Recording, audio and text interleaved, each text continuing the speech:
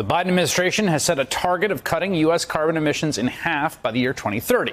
It's both an extremely ambitious target in the context of America and about the bare minimum necessary to do our part under the Paris Climate Agreement to try to stop the planet from getting 2 degrees Celsius hotter than it was back in the 19th century. Of course, just about every other country in the world has their own emissions targets, and targets are good. We like targets. The problem is no one is hitting those targets.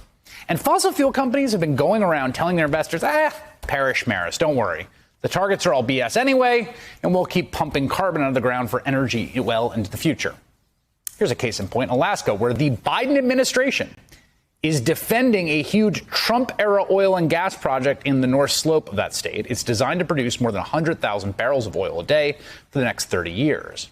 This, despite President Biden's pledge to pivot the country away from fossil fuels. The administration is fighting for a multi-billion-dollar plan from ConocoPhillips to drill in part of the National Petroleum Reserve that was approved by the Trump administration late last year. Now, how crazy is it to keep drilling like this? This is how crazy. In a paradox worthy of Kafka, ConocoPhillips plans to install chillers into the permafrost, which is fast melting because of climate change, to keep it solid enough to support the equipment to drill for oil, the burning of which will continue to worsen ice melt. Yeah, you get all that? Did your brain just break? Put another way, there is literally nothing that will get oil, gas, and coal companies from stopping extraction other than going out of business, which is happening to a lot of coal companies particularly, or some kind of binding legal order to cut it out, stop. And on that score, enter the Netherlands. Yesterday, a Dutch court ruled that the Royal Dutch Shell company helped drive climate change, fact check true, and they ordered the company to cut its own CO2 emissions, as well as from its suppliers and customers, by a net 45% by the end of 2030 compared to 2019 levels.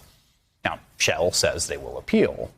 But this is a landmark ruling. This is the first of its kind. I mean, other courts in the EU have issued rulings that have bound governments to be more aggressive in emission targets or controls. But this is the first court order that gives a specific legally binding emissions target to a fossil fuel company.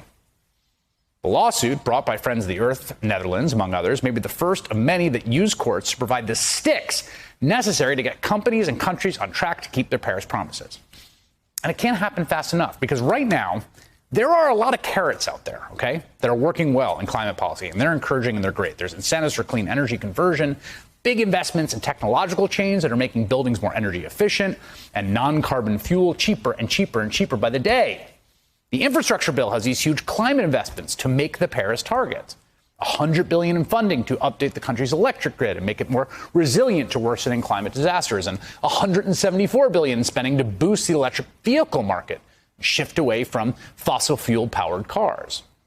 The problem, though, is, again, the Paris Climate Agreement is non-binding.